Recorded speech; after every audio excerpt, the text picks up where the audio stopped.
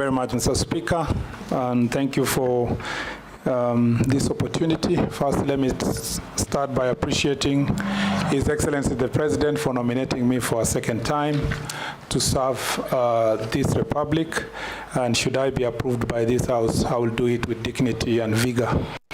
Mr. Speaker, I am born and brought up in the eastern slopes of Cherangani Hills, a place called Embobut, where I went to school, and thereafter went both to St. Joseph's High School, Kitale, and St. Patrick's High School, Iten.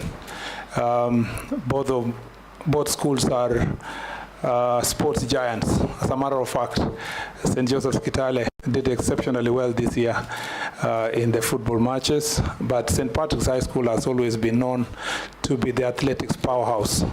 I brushed shoulders with world champions and gold medalists, some of whom were my classmates, but I didn't run.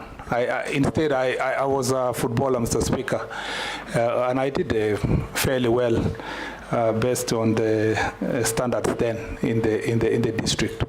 Mr. Speaker, thereafter I joined the University of Nairobi to study law at the University of Nairobi School of Law, and graduated in 2004. Thereafter, I was awarded a scholarship to study for a postgraduate degree in law at the University of Pretoria, where I did a master's degree in trade and investment law in Africa.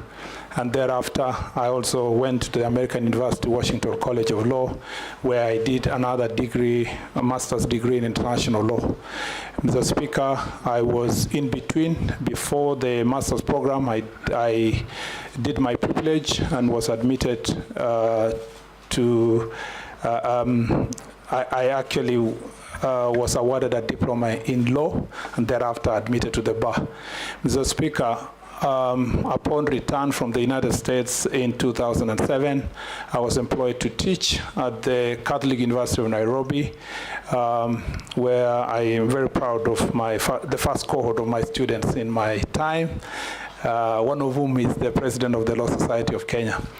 Thereafter, Mr. Speaker, I joined Moi University as also, I taught in Moi University until the time I resigned in 2012 to join politics. In between, I was an adjunct lecturer at the University of Nairobi, Kenyatta University, and a few other colleges and institutions.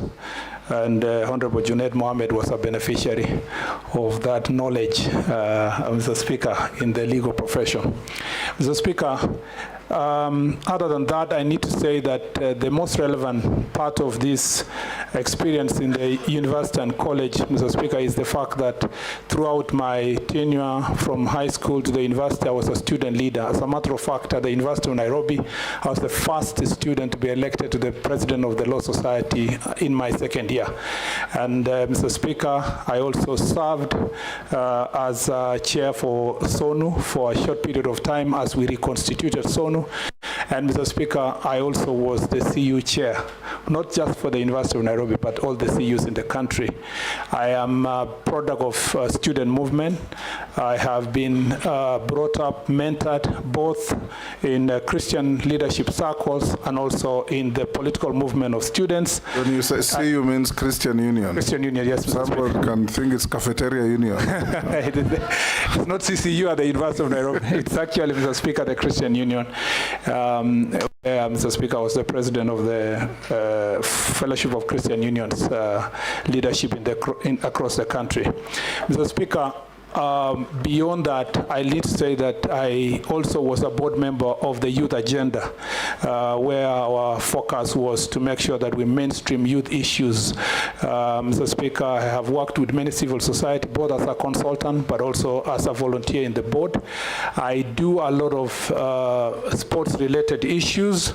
Mr. Speaker, I was the captain of Bunge FC, and I see my members here, Mr. Speaker. Honorable Kikaria was a fantastic midfielder, a bit aggressive sometimes, but Mr. Speaker, I was the captain, and we did exceptionally well during my tenure, and I scored so many goals in different countries in East Africa. I say this, Mr. Speaker, because of the relevance of this sector of creative economy, youth and sports. And Mr. Speaker, I'm a passionate sports fan, Mr. Speaker, and I believe that my nomination shall contribute to making the issues of the youth, Mr. Speaker, successful. I need to conclude by saying that I was elected in 2013 as a very young leader, not too young, but at least within the bracket of the youth. I was 32 years old. I came to the Senate, Mr. Speaker, and served immediately, nominated to serve in Pan-African Parliament, became the chair of devolution committee, graduated quickly to become the deputy majority leader. By second term, Mr. Speaker, I was the majority leader in the Senate.